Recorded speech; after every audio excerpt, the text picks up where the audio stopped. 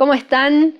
Es un gusto presentarme y estar con ustedes en esta oportunidad. Lamento en gran manera no poder estar presente físicamente en el Congreso, pero realmente no quería dejar de hacer mi aporte, así que va a ser de esta manera, desde este lugar. Con un poco de anticipación tuve que hacerlo, ya que me encuentro en este momento en un viaje familiar.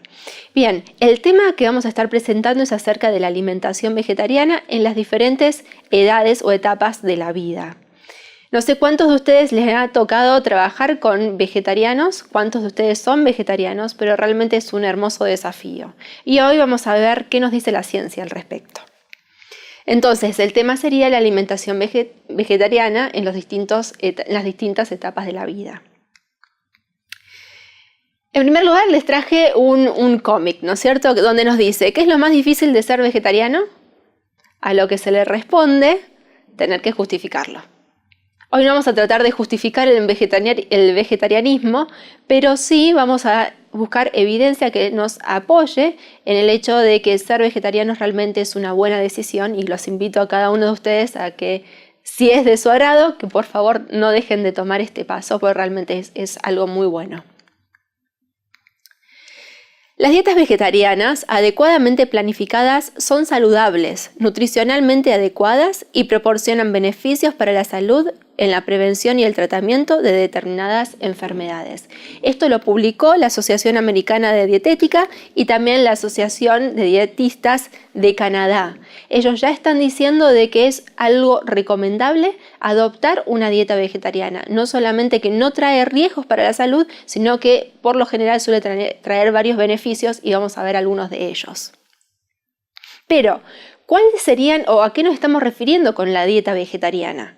Es bueno que antes de arrancar con todo esto nos pongamos de acuerdo acerca de los distintos grupos de vegetarianos que hay y específicamente cuál es el término de vegetarianos al cual nos vamos a estar refiriendo a lo largo de toda la presentación.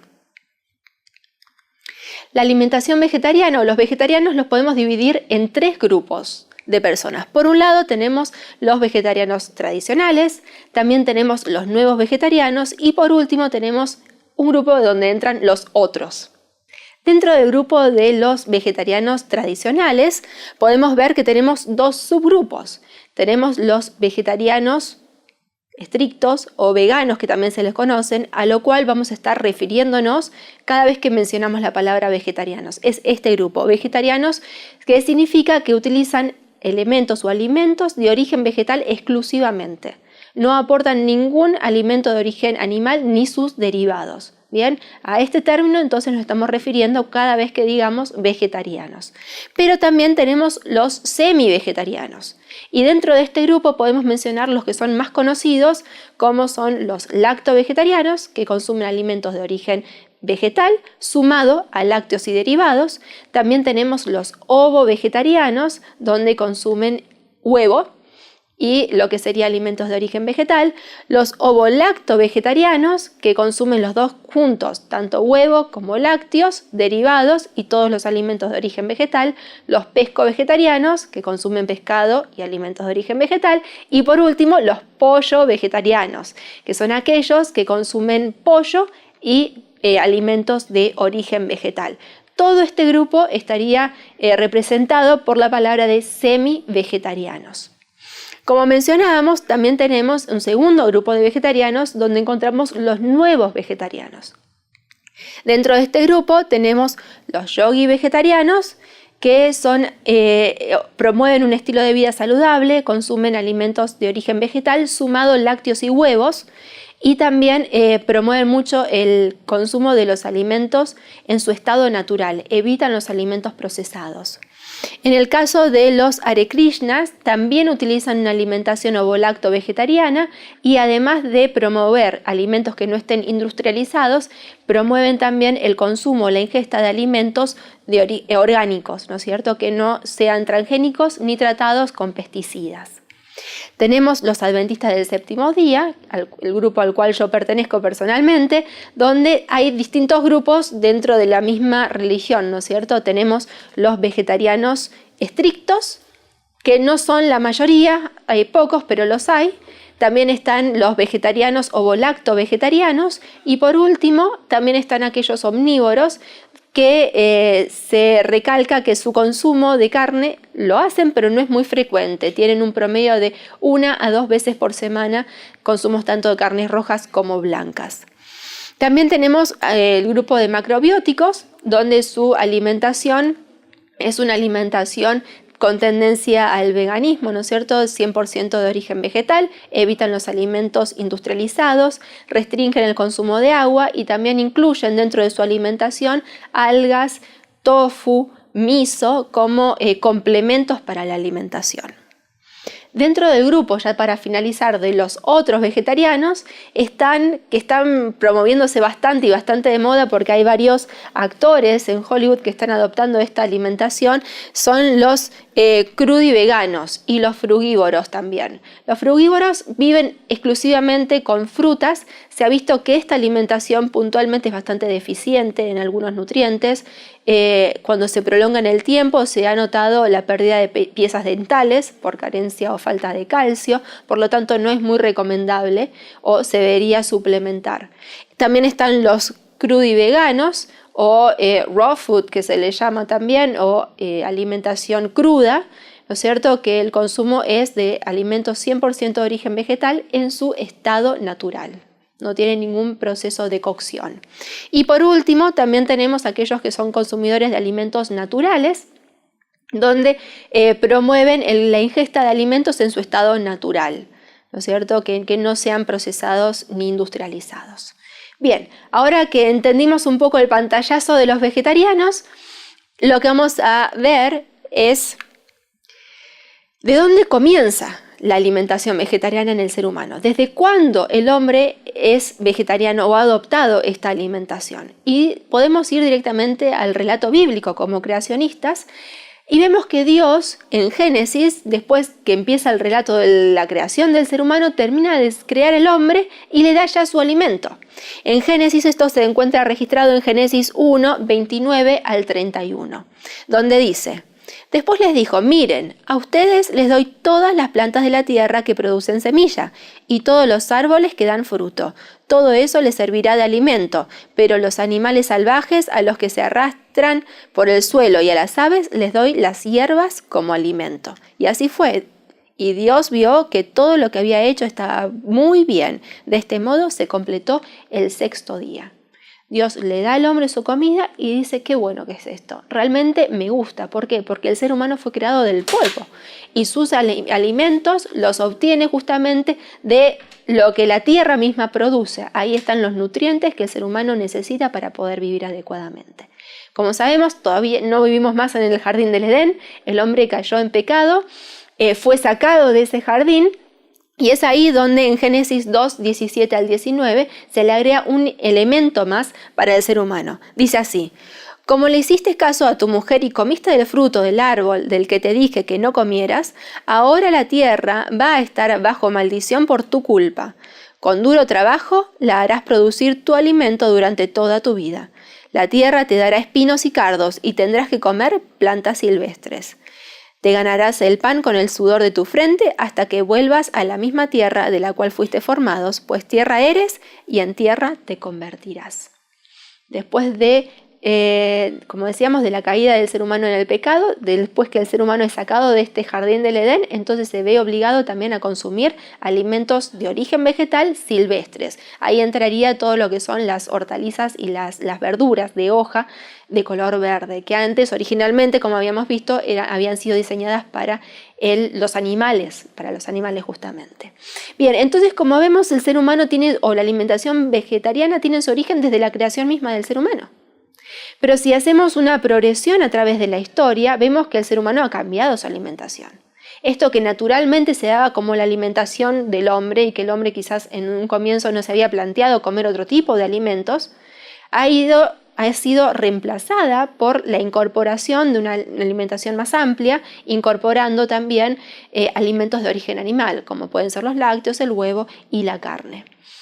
Por lo cual, a través del tiempo, de ser la alimentación original, ha pasado a ser una alimentación aceptable, Luego ha sido que apareció la ciencia y con esto todas las investigaciones ha empezado a tener mala fama la alimentación vegetariana por una supuesta carencia nutricional.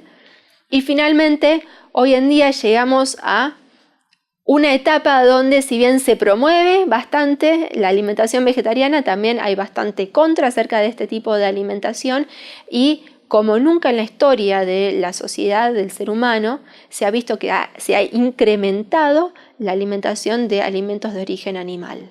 Si bien desde hace años y miles de años el hombre consume carnes y derivados animales, nunca se ha visto en la proporción que se consumen ahora. Y también esto da evidencia, o es evidencia, ¿no es cierto?, de cómo han aumentado las enfermedades tanto en los animales como en el ser humano en esta etapa en la cual nos toca vivir. Bien, ¿será que el ser humano, a pesar de cómo ha pasado el tiempo, puede todavía subsistir y vivir bien con una alimentación a base de alimentos de origen vegetal? Vamos a ver algunos de los mitos, o no mitos y realidades, ¿no es cierto?, que la alimentación vegetariana carga como una mochila, que son seguramente conocidos y cuestionados por muchos de ustedes. En primer lugar, la dieta vegetariana es baja o escasa en proteínas. Si yo les diría, díganme una fuente de proteínas, seguramente ustedes están pensando, si no están pensando en vegetarianismo, en carne, ¿no es cierto? Muchas veces, si yo les digo carne, ¿qué nutrientes nos provee? El primero que se nos viene a la cabeza es proteínas. Es una asociación que tenemos hecha tan íntima que parecería que como proteína es igual a carne y carne es igual a proteína, al faltarnos la carne, entonces va a haber una deficiencia de proteínas. Pero sin embargo, como sabemos, todos los alimentos que tengan estructura contienen proteínas. Inclusive si pensamos en la papa como un alimento rico en almidón, muy abundante en esta zona del mundo, ¿no es cierto? Es un alimento fuente de proteínas. Tiene alrededor del 8 al 10% de proteínas, que es exactamente el 8% de nuestro cuerpo de proteínas que nosotros necesitamos. Entonces, también podríamos decir de que esto es un mito. Así como hay alimentos que son ricos en hidratos de carbono y tienen proteína, hay alimentos que son fuentes de proteínas dentro de los alimentos de origen vegetal. Como sabemos, todo lo que son las legumbres o menestras, como les llaman acá, también las oleaginosas, las semillas, las nueces, frutos secos, son fuentes de proteínas. El problema sería que las proteínas hay que saber combinarlas, ¿no es cierto?, para que sean completas. Pero eso lo vamos a ver más adelante. Segundo mito. Los vegetarianos tienen deficiencia en vitamina D. El hecho de faltar los lácteos, entonces parecería de que la vitamina D no se cubre. Pero sabemos que una exposición de 20 a 40 minutos diarios al sol nos aporta mucha más vitamina D de la que podemos llegar a adquirir por medio de los lácteos. Así que esto realmente es un mito. En caso que vivamos en un país o en un lugar donde no haya sol, si le estoy hablando a algún inglés en la audiencia, entonces ahí sí habría que pensar en suplementar, pero no es por la falta de lácteos, sino por la falta de sol que habría que suplementarla. Tercer mito o realidad, vamos a descubrirlo. La dieta vegetariana es insuficiente en calcio. Así como nuestra mente hace una asociación rápida entre la carne y la proteína, seguramente la fuente primera que se le salta a la cabeza de calcio son los lácteos. Y al faltar nuevamente los lácteos, porque recuerden que estamos hablando de una dieta vegetariana estricta, exclusivamente de alimentos de origen vegetal, no están presentes los lácteos, entonces la primera pregunta es ¿y de dónde saco el calcio? Así como los lácteos nos aportan mucho calcio, esto es una realidad y es cierto, también nos están aportando proteínas. Recuerden que las proteínas tienden a acidificar el medio interno, por lo cual estaría aumentándose la resorción ósea. Así que así como te aporta calcio, de la misma manera, así como entra a la sangre, te lo va sacando de los huesos para poder lograr la homeostasis. En cambio, los alimentos de origen vegetal ricos en calcio tienen un aporte suficiente de proteínas, pero no es alto, lo cual va a garantizar que ese calcio no solamente se absorba fácilmente, sino también se fije en los huesos con mayor facilidad y evitamos el aumento de la resorción ósea. Los alimentos ricos en calcio de origen vegetal tenemos las almendras, el ajonjolí, también el brócoli, las espinacas, ¿no? Hay varios alimentos a los cuales podemos recurrir. También el tofu, otra fuente de calcio que podemos utilizar, y alimentos que muchas veces también vienen con fortificados, ¿no es cierto? Mito o realidad número 4. Los vegetarianos se vuelven anémicos por falta de hierro Hem en su alimentación. Estoy hablando con profesionales de la nutrición, así que supongo ya que están al tanto, ¿no es cierto?, de los dos tipos de hierro, el hierro Hem y el hierro no Hem. El hierro no Hem, que lo encontramos exclusivamente en los alimentos de origen vegetal, y el hierro Hem, su fuente, son los alimentos de origen animal. Al no tener este tipo de hierro, que es de fácil absorción, tiene una alta biodisponibilidad, parecería de que entonces caeríamos en la anemia, ¿no es cierto?, los vegetarianos. Esto no es cierto, ya que simplemente agregando una fuente de vitamina C, el hierro no Hem se transforma en un hierro fácilmente asimilable, y no se ha visto relación entre vegetarianos y anémicos, a menos, por supuesto, que los vegetarianos tengan el mismo problema que los omnívoros, y es que su alimentación se base en alimentos refinados. Ahí sí podría haber un aumento en la probabilidad de contraer anemia. Por último, los alimentos de origen animal provocan una carencia en vitamina B12. Este es el último mito a desterrar. Bien, digo por último porque fue el último que yo personalmente desterré. Creía que al hacerme vegetariana entonces tendría que sí o sí utilizar suplementos de vitamina B12, si no tendría carencias. Bien, se pueden usar suplementos. El miso, el tofu, también la levadura de cerveza, vienen fortificados, la leche de soja, vienen fortificados con esta vitamina, y se pueden, al ingerirlos, ya vamos a ir cubriendo con nuestras necesidades.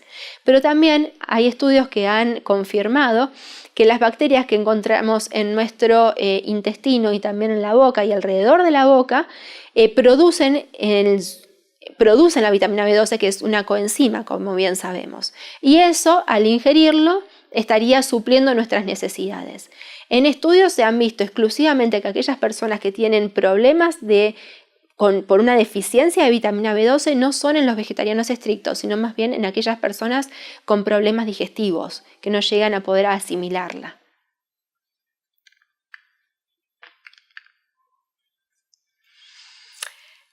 Habiendo dicho todo esto, ¿no es cierto?, habiendo desterrado los mitos, entonces, ¿qué es lo que la ciencia nos tiene para decir acerca del vegetarianismo?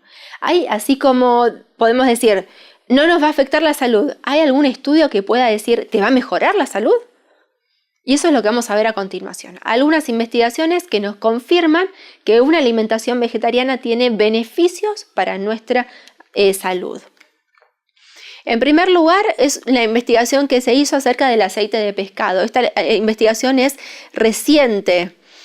Es de este año, se ha publicado en este mismo año, donde se ha comparado dos grupos. Durante 5 años se lo ha seguido, personas que estuvieron consumiendo suplementos de omega 3, de aceite de pescado, se los comparó con aquellos que estuvieron consumiendo su placebo, y no se ha visto diferencia significativa en la cantidad de muertes y tampoco de internaciones por causas cardiovasculares. Así que esto estaría desmintiendo de que es necesario sí o sí consumir el aceite de pescado, sobre todo en las personas con afecciones cardíacas. El segundo estudio es una revisión acerca de los huevos, donde se evidencia que el consumo de huevos semanal se ha correlacionado con un aumento en el colesterol y en las enfermedades cardíacas, y también en diabetes. Las enfermedades cardíacas se le ha relacionado con un aumento de la probabilidad de un 19%, y en diabetes un 68%, relacionado con la ingesta de huevo a nivel semanal. Y aquellos diabéticos que ya son diabéticos y que consumen huevo todas las semanas tienen un 85% de probabilidad de desarrollar enfermedades cardiovasculares. Así que lamento para todos los comedores de huevo. Acá se come bastante huevo, sobre todo aquellas dietas vegetarianas o volacto-vegetarianas tratan de reemplazar las carnes utilizando huevo. Hay que tener mucho cuidado, es proteína de origen animal. Hoy en día es difícil conseguir gallinas que no sean que sean alimentadas a maíz y no con alimentos balanceados, y esto va a terminar afectando también la calidad del huevo. Y el huevo, como bien sabemos, es la principal fuente de colesterol que podemos encontrar en los alimentos. Otra investigación que se ha realizado es acerca de la carne roja utilizada para niños. En realidad es una revisión, ¿no es cierto?, de la utilización de carnes rojas para niños. Ustedes saben que los niños, los infantes que están en pleno desarrollo, justamente se utiliza las carnes porque suelen estar anémicos por el desarrollo que tienen, por la etapa de la vida en la cual están viviendo. Se ha visto de que es innecesario porque es una carne sumamente tóxica para los niños, sobre todo si son menores de 2 años.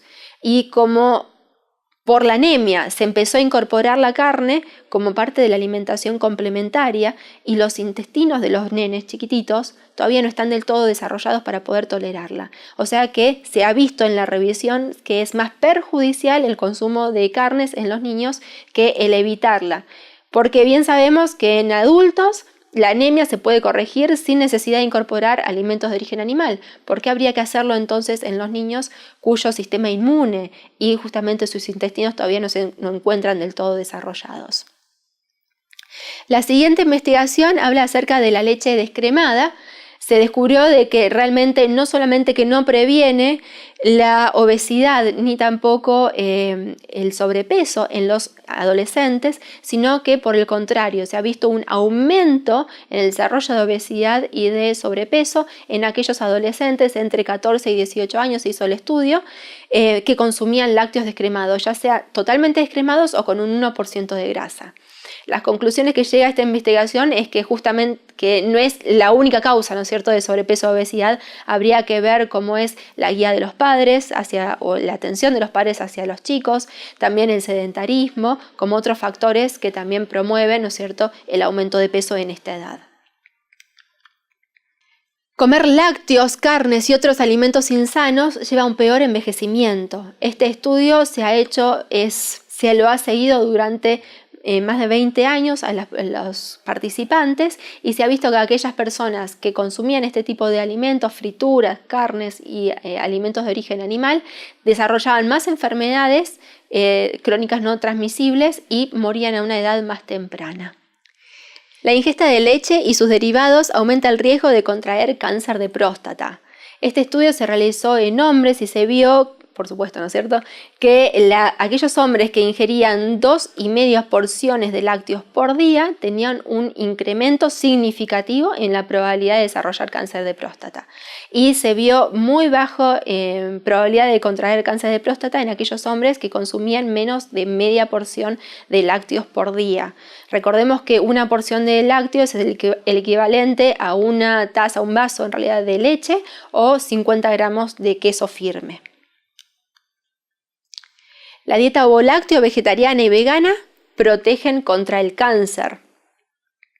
Este estudio también ha demostrado que se ha hecho en adventistas, justamente más de 60.000 adventistas formaron parte de este estudio. Fue parte de un estudio un poco más grande que se estuvo realizando con ellos y se vio de que no solamente tenían menor probabilidad de todo tipo de cáncer de desarrollar con este tipo de alimentación, sino específicamente también de cáncer del aparato digestivo, como es de estómago, de colon, de páncreas, y también cáncer relacionados con los órganos femeninos como son las mamas, útero y ovario también. Una dieta saludable promueve el buen estado de ánimo. Este estudio lo hicieron los psicólogos. Durante 21 días estuvieron incrementando la ingesta de frutas y verduras en adolescentes de 14 a 18 años de edad. Y vieron que en la medida que iban aumentando la ingesta de este tipo de alimentos, el estado de ánimo, la predisposición, y estaban más tranquilos también los chicos. Así que realmente es algo bueno para promocionarlo. Y por último, algo que nos toca de cerca a muchos nutricionistas es acerca del peso. La dieta y la composición corporal se lo estuvo midiendo en 38.000 personas que participaron en este estudio, dentro de los cuales había comedores de carne, también había comedores de pescado, vegetales y pescados, ovolacto vegetarianos y veganos o vegetarianos estrictos. Las conclusiones que sacaron es que los que tenían un índice de masa corporal más alto eran aquellos que tenían una alimentación omnívora, seguido por los pesco-vegetarianos y ovo-lacto-vegetarianos, que estaban juntos, o sea, realmente no hubo diferencia significativa entre estos dos grupos. Y por último, los que tienen un índice de masa corporal más bajo, en general, ¿no es cierto?, en porcentaje, vendrían a ser los vegetarianos estrictos o veganos.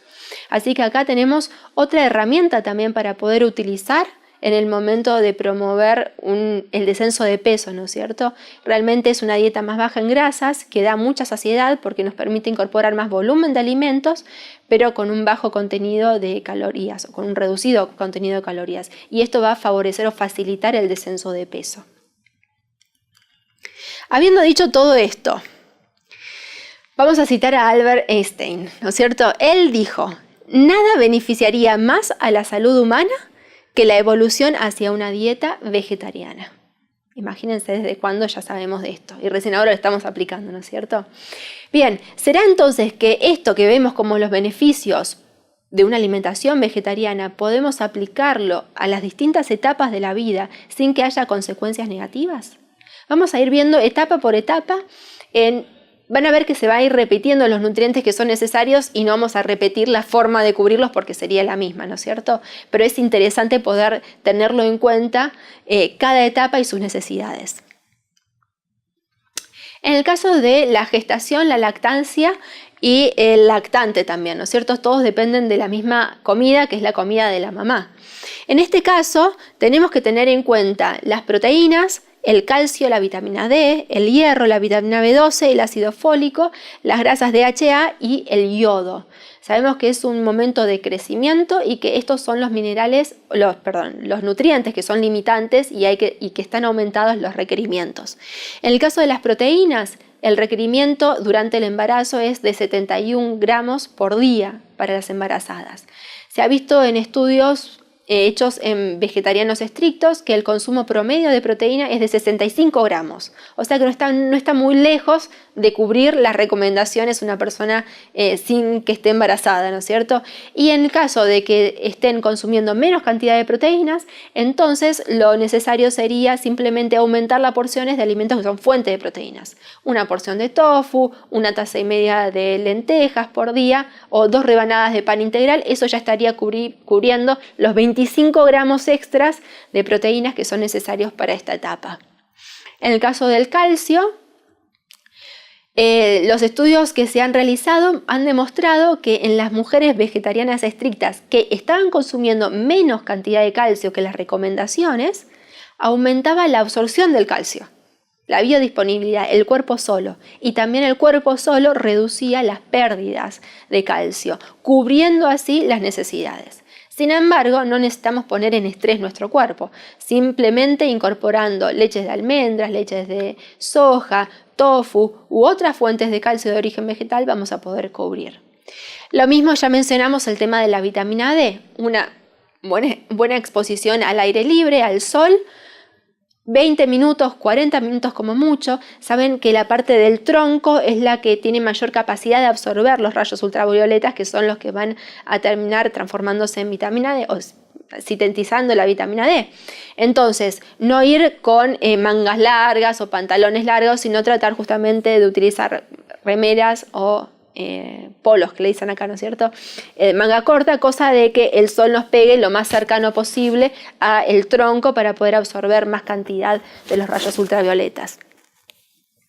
Con respecto al hierro, durante el embarazo se aumenta el volumen sanguíneo y esto da una anemia natural durante el embarazo.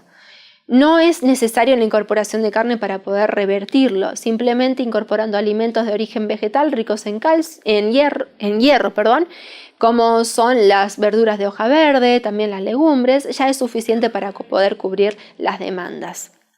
Con respecto a la vitamina B12, ya lo habíamos mencionado anteriormente, la ingesta de alimentos fortificados, así como también asegurarnos de que tengamos nuestro estómago en un buen estado para poder justamente absorber la vitamina B12 que tenemos en la boca, es suficiente para poder evitar las carencias, ¿bien? Pero sin embargo tenemos que cerciorarnos de esto, ¿no es cierto? No darlo por sentado, que porque ya tenemos la B2, ya tenemos la bacteria, la estamos absorbiendo. Eso se hace por medio de análisis de sangre para poder chequearlo.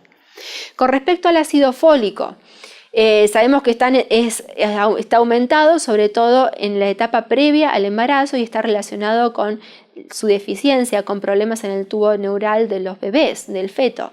Por lo tanto, sería necesario o aconsejable que todas las mujeres que estén en situación de poder quedar embarazadas, que ya estén consumiendo ácido fólico. Porque los requerimientos son previos al embarazo incluso, o en las primeras semanas del embarazo. Y dentro de lo que son los alimentos de origen vegetal, también tenemos ácido fólico, por ejemplo en el jugo de naranja, en las legumbres. Así que asegurándonos de consumir una alimentación variada, vamos a estar cubriendo las necesidades y el suplemento por si las dudas, si estamos en riesgo de quedar embarazadas. Con respecto al DHA, si bien es un tipo de grasa que proviene del aceite de pescado, ¿no es cierto? Nos lo va a proveer las carnes de pescados. Nuestro cuerpo lo puede sintetizar a partir del omega 3, así que no habría necesidad de incorporar suplementos o cápsulas de aceite de pescado. Simplemente incorporando semillas de linaza, de chía, las nueces, el aceite de soja, estamos incorporando una buena fuente de omega 3, el cual va a terminar transformándose en esta grasa que es sumamente importante, sobre todo para la formación del sistema nervioso de los bebés. Y por último, el yodo también se ve aumentado, asegurarnos de estar consumiendo sales yodadas para poder cubrir con estas necesidades. Los niños ya están sí en una etapa de crecimiento, pero el crecimiento no es tan acelerado como en la época de los lactantes o en los adolescentes. Sin embargo, las necesidades de proteínas hay que cubrirlas, ya mencionamos cómo, utilizando los alimentos fuentes de proteínas, también las necesidades de calcio, la vitamina D.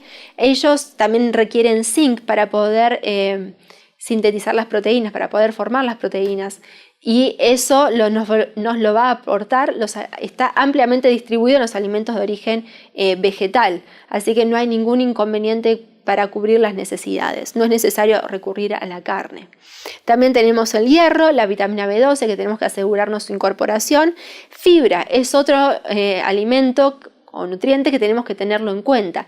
Por lo general las dietas vegetarianas estrictas suelen tener un porcentaje de fibra más alto que las dietas omnívoras. Esto puede llevar a que el chico, los niños, se vean saciados más fácilmente y no llegando a cubrir con las necesidades o los requerimientos calóricos. Y eso hay que tenerlo en cuenta.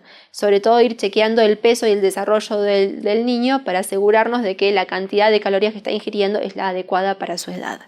Y por último, los ácidos grasos esenciales, asegurarnos de estar aportando omega 3 y omega 6 en las cantidades adecuadas. Sabemos que las fuentes son dentro de los alimentos de origen vegetal, los encontramos en las oleaginosas, frutos secos, en las semillas, nos van a aportar este tipo de grasas.